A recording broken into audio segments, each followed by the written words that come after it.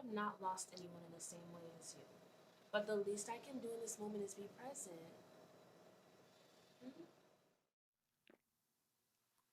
Hey, Ben? when'd you move Oh here? my goodness. How are you? How's it going?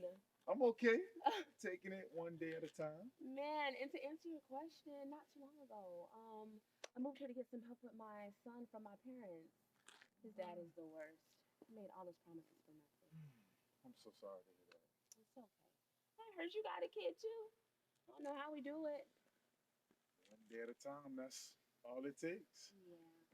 I'm not sure if this is quick, but What? would you be up to get some ice cream and catch up? Mm, this is definitely moving fast. It's So, okay if not. no, it's okay. I'm just in my head.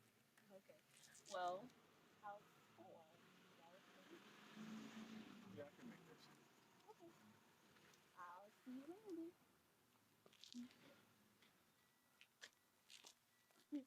I'm so sorry for your loss.